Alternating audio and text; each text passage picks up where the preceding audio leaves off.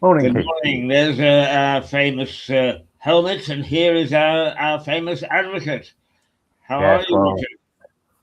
I'm very well, thank you. And how are you, more importantly, Keith? I'm not too bad. I have to say that because of my illness, I sometimes give way to it and think, oh, sod. And then I read about inspirational people who never let things get them down. I do a little bit of positive thinking, and away I go again. So I'm on positive thought at the moment. Yeah, And the lead line of a positive thinking book is I can if I think I can. yes. So I think I Does, can. does that mean you can drive your Red Devil to the Black Horse for lunchtime today? Is that what you're Absolutely. talking? Yeah, Yes. yeah, I'm not yeah. so positive about getting it to restaurants further afield, unfortunately. But No, I understand. Yeah. now, let's get straight to business because Oh, right. I've Thank been you. fascinated over the two things that have come into the spotlight over the last 48 hours that we've talked about in the past, Yes. or at least one we've talked about, and a fascinating case. One is Ruth Ellis, and I'd like your view on what's happened there.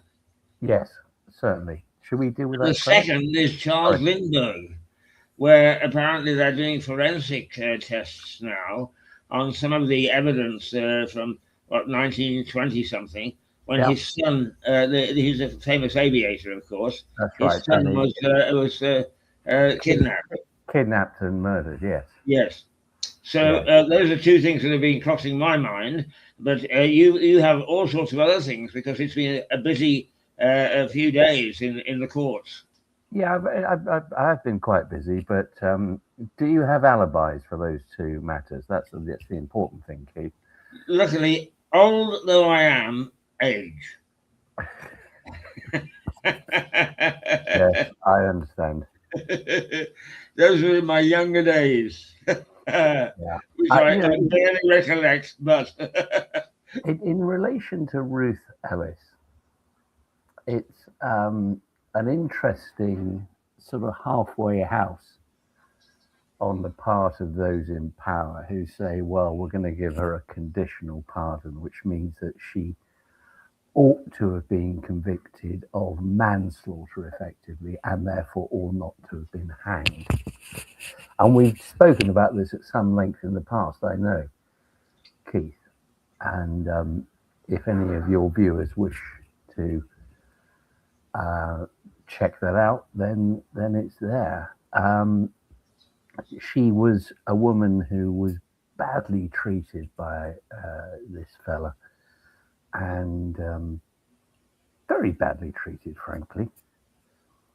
And she ended up going to a pub where she knew he was going to be, stood outside, called him out, and shot him. And it's claimed that the pub landlord, in order to make it even more infamous, then drilled a couple of holes in the wall of his pub, say, look, this is where the shots went. That's where they went. That's complete rubbish. But the poor woman was condemned as a murderer and was the last woman to be hanged in this country, in England and Wales. Whereas nowadays, I have little doubt at all that she would have been found not guilty. But in fact, that's not what's happened to her. She's been given this conditional pardon, which is, oh, sorry, we hanged you. We didn't mean to hang you. But we do think that you committed manslaughter. I don't even agree with that, I've got to say, Keith. I just think she was an abused woman who was treated very, very badly by this individual. And it's an interesting insight on the times, or on the values that people had then, that you could condemn, in particular, a woman, and that's the important thing, a woman for doing something like that, because that's really what happened. Um, she was found guilty, uh, completely guilty of murder, even though the evidence was could have been there. There would have been psychiatric evidence. She would have been the subject of what's nowadays known as controlling and coercive behaviour on his part. No question about that. She had a shockingly bad time with this man, and I don't think it goes quite far enough for my part. But that's I know that's a slightly radical view. Would you have given her full pardon? Yes, yes. Um, I think I would have done. Not that it's my choice in any way whatsoever, but I think she did merit something like that, certainly, given the full facts. Because mercifully, and it is, I mean it in its proper sense, with mercy, the courts nowadays recognize how some people, vulnerable people, in particular this woman, are subject to awful pressures on them, and that tends to lead them to behaving in a way that they otherwise wouldn't do. Not suggesting she was an angel, of course she wasn't, but she ended up getting driven to this state of determining that she would kill him. And you'll know, Keith, that over the years since then, there's been a gradual change in the court's attitude towards domestic violence and the effect it can have on the partner, typically the woman, and how that ought to impact on any court dealing with it. I don't believe for a moment that nowadays, in 2026, that she would have been found guilty of anything. Yeah. I find attitudes very strange, Richard, because in many ways, I have to say that growing up young adulthood in the late 50s and the early 60s, how my own views changed so very radically. In the 60s, I was in Vancouver, a different society, but with very similar rules. And the Canadian government had put a moratorium on hanging and capital punishment, but not until sometime in the late 60s, early 70s. And I remember a solicitor that I knew extremely well saying to me, I'll have to try and get you into to watch an execution at the BC Pen. Now, I don't remember reacting with horror at all. I would today, and I would, within a few years of that. But it was a very different view of capital punishment in those times, and we tend to think in terms of people thinking the way that we do now, and that bothers me. In as much as I spent more than a decade, as you know, covering the Troubles in Northern Ireland. And it bothers me that we try to impose what modern day attitudes onto the British Army and the what was then the RUC, the Royal Ulster Constabulary, with our modern views and going after them in the courts. And I find that abhorrent. Yes, there are obviously, that's a slightly different debate. There are arguments both ways on that, but I couldn't agree with you more in terms of the need not to have a death penalty. There's simply it's abhorrent. Yes. As I've probably told you, if they brought back the death penalty, I would not do a death penalty case, Yes. Yes. prosecuting Yes. or defending. No, Well, but I yeah, mean, I go along with you on that. I'm glad that we don't have a death penalty, but just as another little rider to it, as you know, the Americans and so the Canadians follow suit, provide facilities for the media in the buildings of their institutions. yeah, And I was busy working away in the press room at Vancouver Police Headquarters, which was attached to the courts. This would be early 1970s, I suppose. And a young solicitor that I knew stuck his nose in and said, "Go to courtroom D. I think it'll be interesting." I was alone in that press room for some reason. So up I trundled the courtroom D, sat in the press box, and he came and he stood up and he said to the judge, "This is a preliminary hearing, but we'd like to advise you that we're going to press for the death penalty." Gasps all around because there was a moratorium. The moratorium had expired the day before, and the Canadian government, which was incidentally under the older Trudeau, yes, had neglected to renew it. This bright guy had noticed that, had got a capital case and asked for it. Of course, it was thrown out within days, but nonetheless, I have seen in court somebody asking for the death penalty. yes, hmm. Yes. I just don't.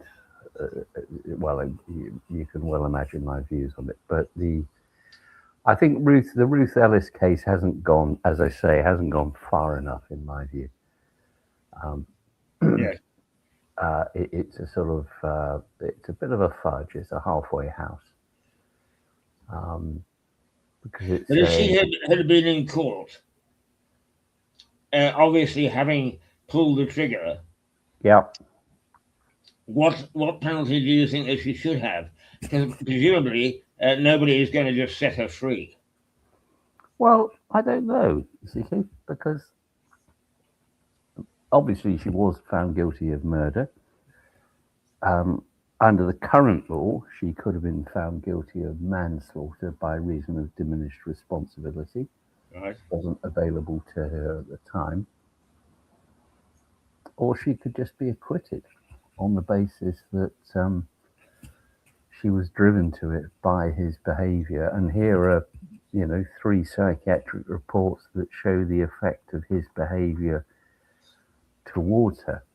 But I don't believe the court had any of that, because the courts didn't really give much truck to psychiatric evidence then. But I've no doubt. If you'd been defending her, you would have called for a complete absolution, set her free, let her walk. Yes, but back then that would have been pointless. But nowadays, certainly. Yeah. Because we do recognise, I'm glad to say, the mental trauma that people can go through within a domestic situation, in particular women, where they have a partner who is just being so abusive. And as you probably know, Keith, there have been a number of cases, much after Ruth Ellis's case, in this country where women have ultimately been acquitted of committing some form of homicide, because that's the generic term, in relation to their partner. And I think I'm sorry that the government didn't, or whoever decided it, didn't really feel able to grasp that nettle. Yeah. Richard, I'm 86. I'm very happy birthday. Well, I'm not quite 87 yet, but I'll bring a candle into the studio on that day. Good. But I mean, actually, that's not far short of being 100. So when I remember stuff in the 1950s, it is a long time ago, and yet it's quite a short time because here I am still able to talk and argue and debate with you. Yeah, not in the least bit coherently, though, Keith. So that's fine. How fast do you think we have come from those days where, in 1850, it was decided the last public hanging of a lady should take place outside Lewes Prison, to which 4,000 people came, and where we are now? And now that's 200 years, but how far in 100 years, where perhaps I express to some extent still the views of that era, how far and how fast have we come? Well, not very fast, obviously, but on one, and people will always complain about this, the slow cogs of the legal system moving, and I can understand why people will complain about that. But at the same time, you can't have a sort of a churn of legal changes, because that can be confusing for everybody. But I don't think we've done too badly in the last 40 years, maybe. And if you could see, Keith, the amount of training I have to do, and not simply training, but retraining, refresher courses, for cases like Ruth Ellis or somebody else who might be the subject of controlling and coercive behavior, somebody who might have been a victim of a sexual offense. Actually, the training is rather good and helps. Now, what I don't agree with, and I've told you this before, is that sometimes courts, and not just courts, but those around the courts, identify somebody as a victim, quotes, victim, when in fact their case hasn't been determined. They're a complainant, and that's in no sense seeking to diminish their role, but you mustn't make that judgment before the jury makes their judgment. It's not for me, it's not for defense counsel, it's not for the judge to decide whether somebody is a victim. It's for the jury. And I think that's a slightly unfortunate move in the other direction, where people get called that when they don't in fact need to be called that. Use the right language, in other words. But I'm quite confident that, in my own views, that Ruth Ellis nowadays would not have been found guilty of anything.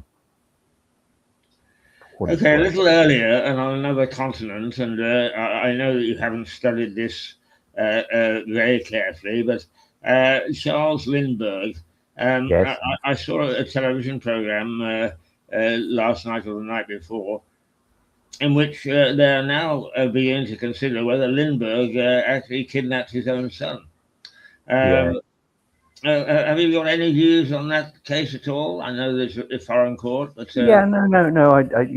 I'm very much aware of the case, and because it was so high profile, and he was such a significant figure, that people will rake over things and come up with their theories. I don't believe that for a moment, for what it's worth.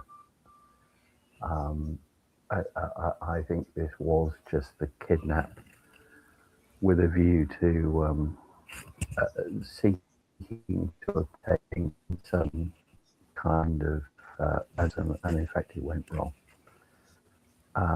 So I don't,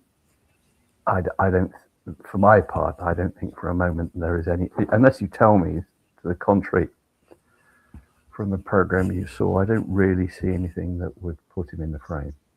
Yeah. No, I mean, we can always look at things and say that doesn't seem to fit the overall picture. So therefore, let's use it as this didn't happen according to Hoyle. But I wasn't convinced at all. No. No, no. And there is that thing, it's the grassy whatnot, isn't it? Um, JFK gets shot.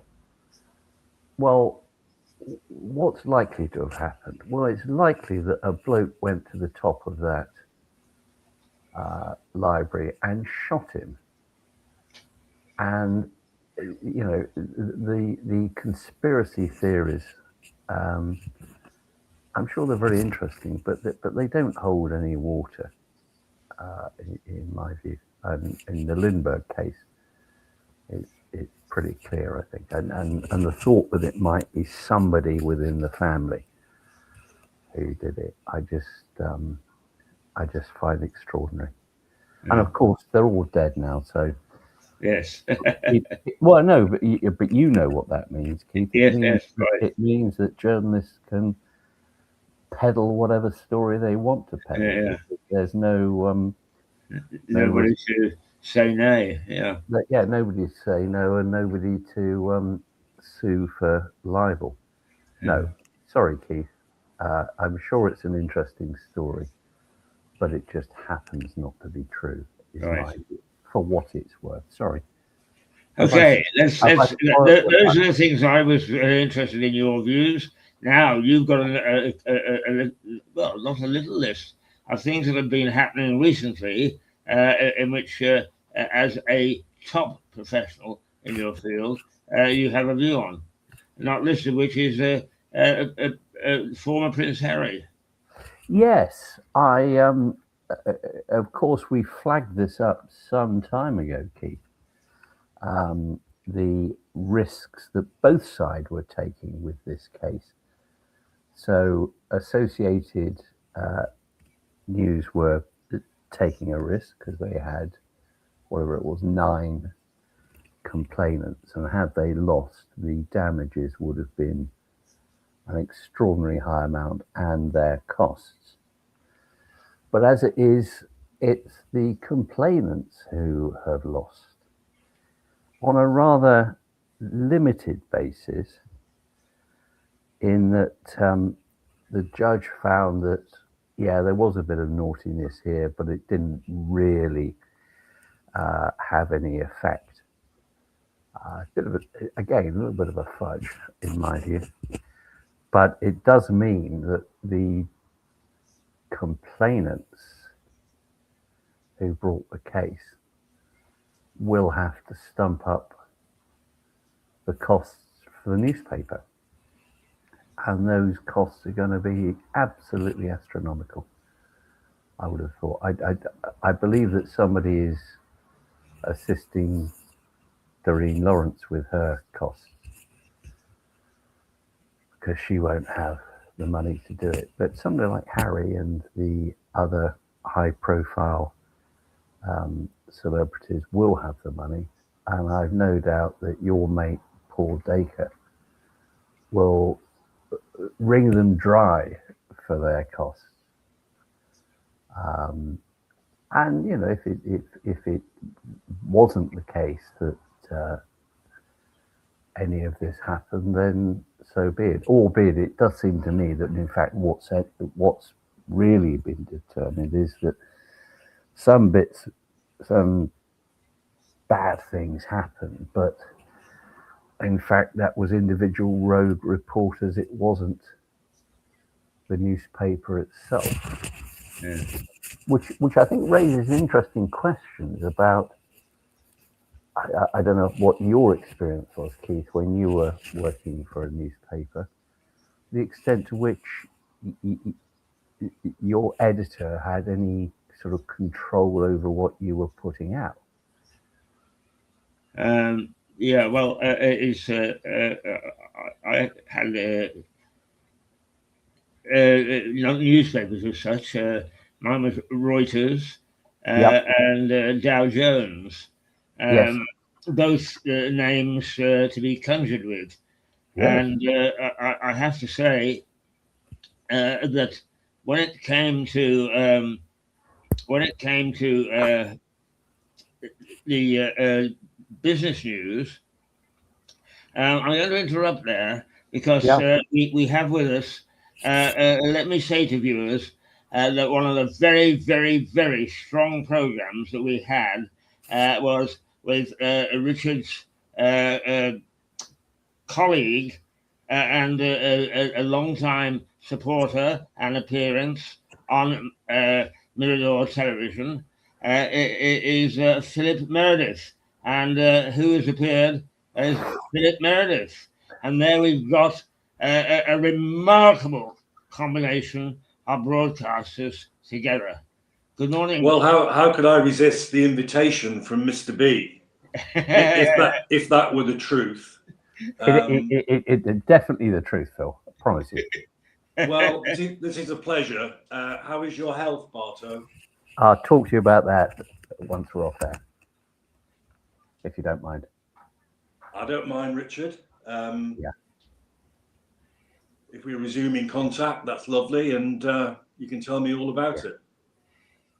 Yes. So, Keith, what you. has happened to rejig or rebirth our little television channel? Well, as you know, I've struggled mightily with my health, and still do. Running Mirador the way that it was is like running a small business, and it really became a full-time activity throughout the week, which I just couldn't manage. And although I'm surrounded by very, very talented people such as you two in broadcasting terms, nobody really wanted to get their fingernails dirty on the background stuff. So what we've done is it turned it into a blog. The nice thing about a blog is that we will still do more or less the same sort of thing, but then it will spin off into 5 or 6 different things. So we will get a much wider exposure. The only thing is that we are not subject to quite the discipline that television is. So I'm able to say to the two of you, please broadcast when you want. And the 3 of us can come to a conclusion that we can do it on, say, a Wednesday morning or a Saturday morning or a Friday night or whatever, and I can plan a little better, and then I'm not under this pressure of getting up at 6 o'clock every day of the week, as it were, and not going to bed until 10 o'clock at night because I can't manage. Yeah, well, this is music to my ears. I'm also very conscious that I'm interrupting your program. No, you're on here by invitation, and I'm delighted. Which is the longer arm of the law. Yes. Richard doesn't have long arms, and I no longer do. I'm in the law, so it's a bit passé, I would suspect. Anyway, I'll just be a passive observer while you get on with the program. No. Please do wait, Philip, because Keith was asking me a couple of interesting questions, one of which was about the Ruth Ellis partial pardon that she got yesterday. I don't know if you've managed to read about that. I haven't. I'm afraid I've become news unfriendly. I find the news very depressing. So I wasn't aware of that. Are you upset about Anne Widdecombe dying? No, that's one of the better aspects. Oh dear. No. But, so you know Ruth Ellis, the last woman to be hanged in the country. I know of her very well, and one of my favourite films in which Miranda Richardson plays her is called Dance with a Stranger. Yes. And Ian Holm plays the wannabe boyfriend, and Rupert Everett plays Blakely, and plays him very well. Well, there you go, Phil. You know more about it than I do. I've also read a lot of what Pierpoint said and wrote. Pierpoint said that she was the bravest victim he'd ever met. Yes, and he was the hangman. Albert Pierpoint, the last of a family of hangmen. Yeah. I do have a series of books written by a chap up north, which is purely to do with executions in this country, going back to the 1800s, which included the last public execution outside Lewes Prison. Yes, Keith was mentioning that earlier. Yeah, but so what? Keith was there. Keith was there. Yeah, of course. Yeah, he was there. Yeah, he was he had the black cap on. He was the one who was dealing with it. Yeah. Yes. I should have put my black hat on this morning. Well, once they abolished hanging, he had to change it to a blue trilby or a purple trilby. Just crazy. No, so what's happened, Phil, is that she's been given what's called a conditional pardon. Yeah. In other words, she shouldn't have been hanged, but she probably was guilty of manslaughter. And I was expressing the view to Keith that I think that in the current climate, that she wouldn't even be found guilty of that, because it was a controlling and coercive relationship, as the current law describes it. He was a complete bastard to her, and he got exactly what he deserved. But you may have different views, Phil. Well, instinctively I do, because having read about the trial, where she was defended very badly by Melford Stevenson. That's right. Yes. Very badly. He didn't really try. And reading about it, she came across as exactly what the media in those days was portraying her as, this rather vulgar, brassy, bottle blonde hostess from a club. Whereas, of course, Blakely was really rather posh, as the film makes clear. The judge, whose name escapes me for the time being, actually directed the jury that she had no defense, because she admitted intending to kill him. I mean, she did shoot him quite a few times with a gun, it is believed, provided by the man played by Ian Holm in the film, who really was in love with her. But legally, let's put it in today's... Yes. I get provocation, I get diminished responsibility because of her mental state, more DR than provocation, actually. Yes. Because it was a planned assassination. Why do you think that the coercive, controlling behavior would be a defense? I'm not suggesting it's a defense in law. I'm just saying that I don't think a jury nowadays would convict her. Yes, I see.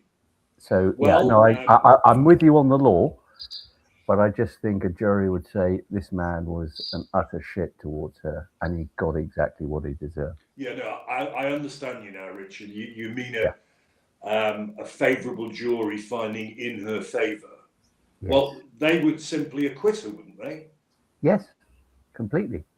So that's why you think, logically correctly, that she would be convicted of nothing. Yes. Do you have your little sparrow there with you, Phil? My canary is singing away, hoping to charm Keith. Good morning, Casper. Hoping to charm Keith for the first time in a couple of months, Keith. Yes. We haven't been in touch for a couple of months. Are you still in Alcatraz then with your canary? Yes. Yeah, I thought you probably would be.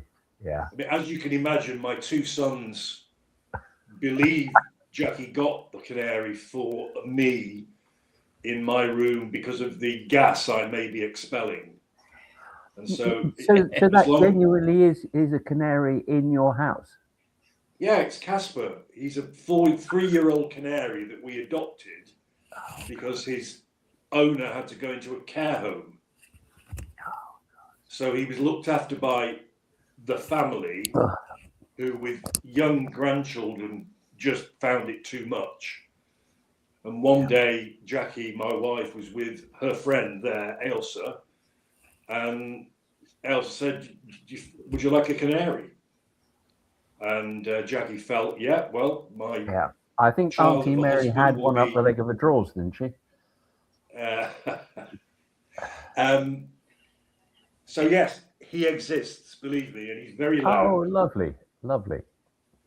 He's an absolute delight. Are you fattening him up for Christmas, or? No. Honestly, the one time he's come out of the cage, which was a complete mistake, because I know people find this hard to accept, but he's totally cage bound. He will not come out. Yeah. We've tried everything, but that is his little world. And there was one time, completely by accident, he came out of the front and was hopping around the floor of this room. He's not able to fly, apart from in the cage, from perch to perch. Yeah. And it was really very scary, because it was then that we realized just how tiny he is. Yeah, of course. He's so tiny. Yeah.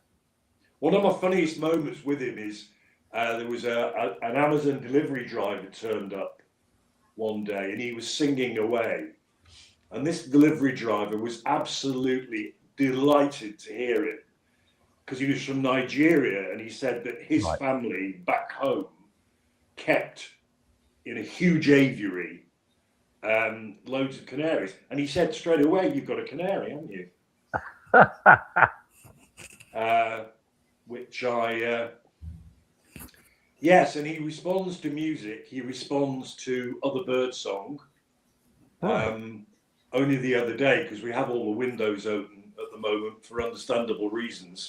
And a bird perched just outside my window here on the hedge and started chatting to Casper. Well, Casper joined in initially and then got sick of it, so he went to the full blast song, which is really loud. Keith's heard it. It is desperately loud. And the other bird just bogged off. Yeah. So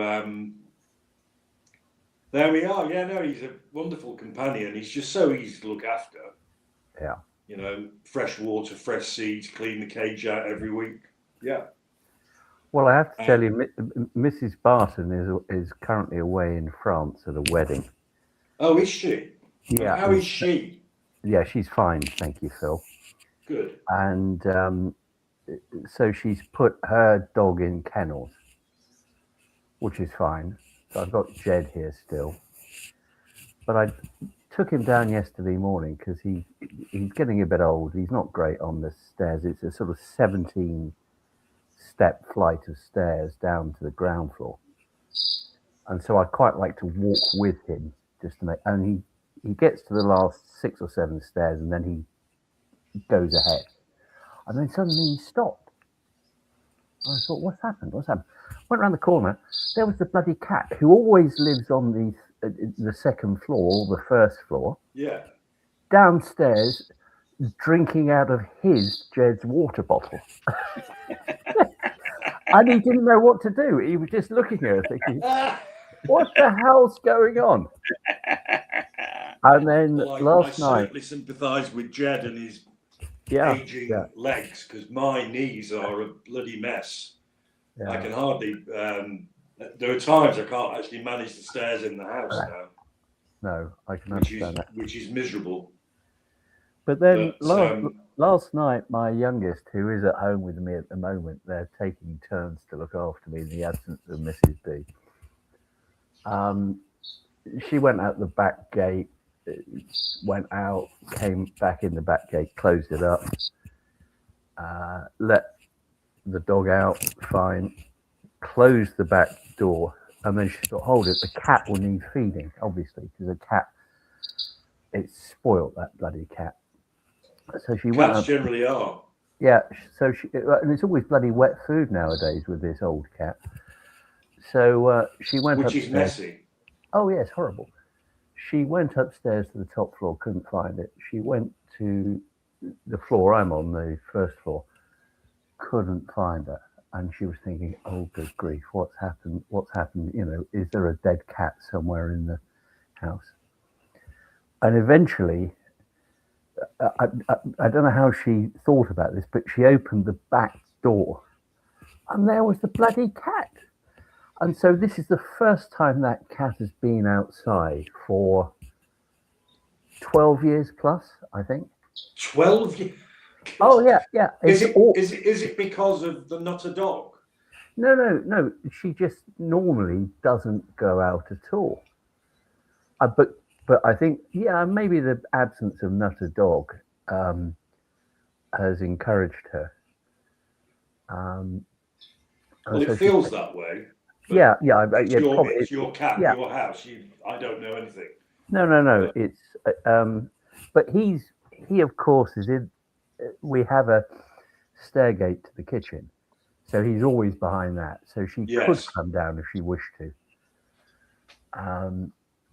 But yeah, dear old Kitty, my youngest, was a bit discombobulated, thinking that she might have lost the cat. And I don't care about losing the cat, but her mother and her sisters would very much have minded that.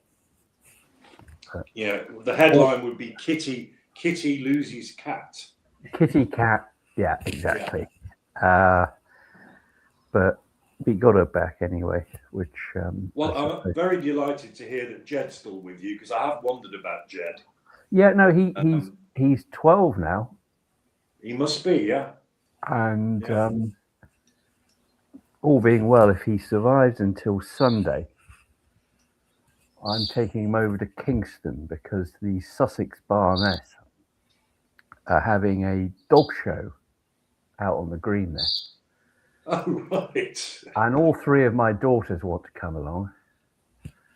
And so we'll take him out there for, you know. But remind me, wasn't Jed the only member of his behaviour class that failed? No, that was Max. That was the Cairn Terrier before. Right. Yeah, but no, Jed, I've never trained him. I don't really. He is, well, Keith will confirm this. He's perfectly trainable, isn't he, Keith? No, I remember him. Lovely dog. Unless he's changed, he's more timid than. That's my one concern about this dog show is that he's going to turn up there and hate all these other dogs. Yeah, gentlemen, I'm absolutely delighted because in the chat between the two of you, the magic is still there, and viewers can see that.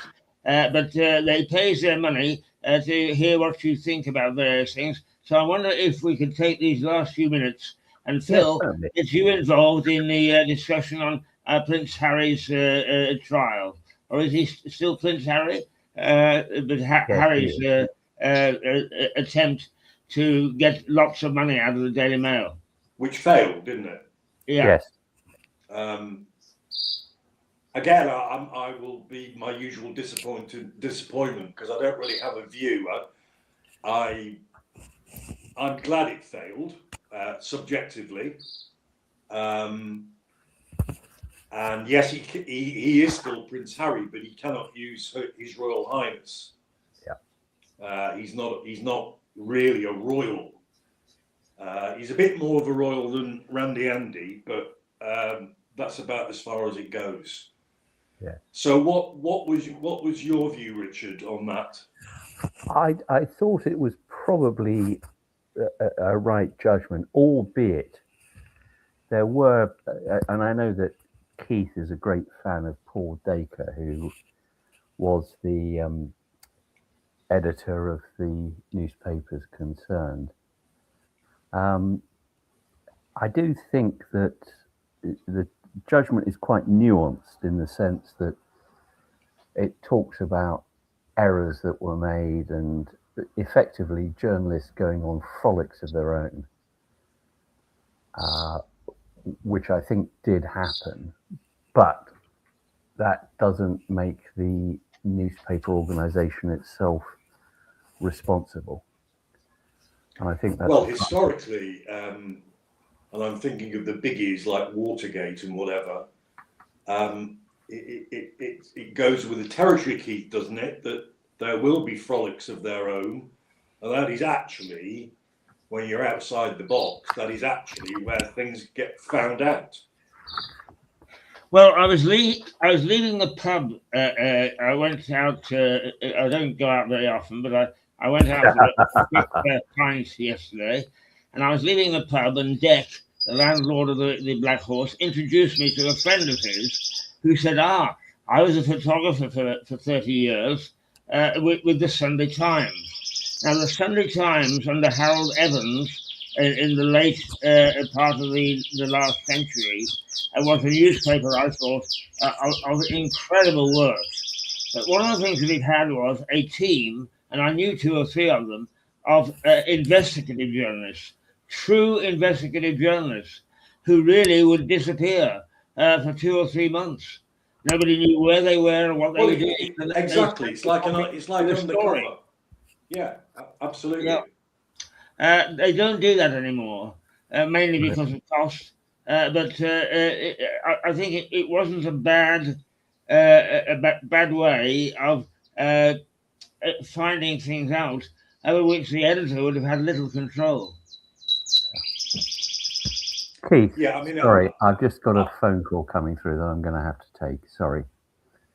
Okay. I'm going to love the pair of you and leave the pair of you. Thank you. All right, good to see you. Lovely to see you. Well, Phil, it's good to see you, and I'm going to be in touch about our new format, which because I'm still keen on you looking after Melissa, and our AI is John, who makes such valuable contributions, and viewers express. I'm in no doubt that both of them would rejoin. But what I can't do is I can't be an administrator. No, you said that, and in fact, what I've done is I've cut back the amount of administration so I can handle it myself, because I think that's the only way to do it at the moment. And I've hived off a lot of the local stuff, interviewing somebody because they're a shopkeeper in this, to another gentleman who is doing a spin-off channel, if you like. So we can concentrate on our international and national stuff. Yeah. Yes. Serious stuff. So this program that I see is live. Where is it watched on? Is it still on YouTube? Yes, it's still where it always has been. Right. But what I'm doing is I'm using, God bless him, John, is I'm using AI and asking them for advice on where what's the best way of tapping in to the way that the industry says you use distribution. So within a week, I hope that our distribution will be, we'll retain this channel, but we'll also distribute where people look for programs in a different way to the way they do on television as such. So we'll expand our exposure, and we won't be quite as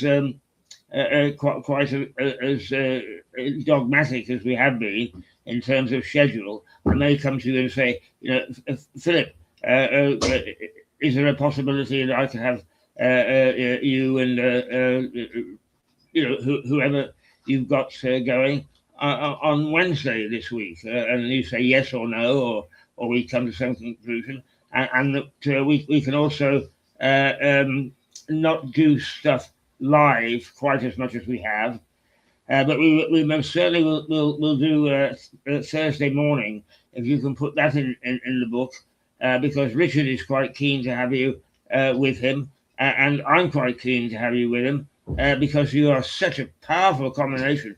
Just in the chat that you've had this morning, I sat here, I haven't said a thing. Casper and I have been in silent communion, listening to the two of you. Yes, I did notice you were rather dumbstruck. But you were no more dumbstruck than I was when I finally got your email saying that he wanted to see me. Yes, indeed. I didn't really believe it at first. I thought it well, was you. I thought it was you having me on again. Because you are an old rogue. No, that's delightful. Well, today's Friday, but you want me to be available on the Thursday morning. or to perhaps, well, the point is just, I'd like us to, I mean, we talked a lot up until the time of my last illness, and we'll talk a lot, and you can say to me, look, you know, I'm just, the Duke of Norfolk has invited me in on Tuesday afternoon into his castle in Arundel. Can I have a spot? No, I mean, Eddie the Duke invites me on a daily basis, as you can imagine, Keith. You know, I'm a regular at Arundel Castle. Yes. Not. Well, I know that you're very keen to push the town of Arundel, which has a great history, but hasn't had a lot of exposure. And not the way that Lewis has, for instance, and even some of the places like New Haven. I'm now gaining a little bit of time to see whether I can find some funds so I can say to you, right, I can give you a cameraman for the day. Please go and do whatever you want. So we're not restricted in the way that we have been. Well, let's learn to walk again before we run. Yes. Arundel has plenty of exposure, but it's exposure to tourists. The actual townsfolk, there's not many of us who live here, a couple of thousand, I think it is. And the place is overrun most of the year, but by tourists. The actual decent venues to eat and drink are minimal now. It's all coffee shops, sweet shops. There are very, very few worthwhile ventures. We have a wonderful local town square butchers who are amazing. If they ever went, the place wouldn't have a heart anymore. Yeah. Because next to the butchers is a very, very high quality delicatessen called Pallant. And those two shops are together and they are at the very heart of the town square. Anywhere else, well, we've got a convenience store that charges the earth. We have a pretty rundown, tacky co-op, and so on. But well, there's a wonderful history as well. I mean, you set me straight about the church and how it was used by the armies in the English Civil War. Oh no! The Parliament, when Parliament finally broke the siege of Arundel. No, I put that wrong. When they finally occupied Arundel, no, they used the parish church as stabling for their horses. Morning, Teddy. Have you got to go? Is our other colleague, Teddy Walmsley, has just come in. He comes in and checks on me to make sure that I hadn't actually fallen down and that the technology hasn't defeated me. So he stuck his nose in. That's very kind. That's very, very kind of him. Yes. Yeah, you have mentioned his name in your emails. Yes. Yes. He's a good chap. He sounds it. He's very welcome. Well, look, let's call it a day for today. Okay. I am happy to pencil in a Thursday morning. Good. For me and Barton, if he wants to carry this on. Yes. Well, that's a combination that nobody could be more delighted than me, as you know. Both from a television point of view and from a friendship point of view. Well, of course, yes, both. I agree. But he does still do court cases, doesn't he? He still works. Yeah, he does. So it'll be work dependent for him, won't it? Yes, absolutely. So when do you normally start with him? 9 o'clock or earlier? 8 o'clock. 8 o'clock. Well, that suits me. Good. I mean, particularly in this weather, I'm up well before 6. So, like the rest of us, by living on the sleep. Yeah. all right. Well, let's, as I say, let's learn to run again before we run. To walk again before we Yes. run. And I will be here and available next Thursday at 8 o'clock. Excellent. I'll probably talk to you in the meantime. Okay. Okay. I'm glad you're getting better. That's good. Yes. And being Lovely looked to see you, after. Phil. Bye-bye. Bye. Well, there we are. We ventured into the law courts again, both now and in the past. Teddy Walmsley has come in, and I shall have a little chat to him, and then we'll see what Friday brings for us. So for the moment, they call me Mr. Heath. Pretentious? Not really. Read about it. Bye.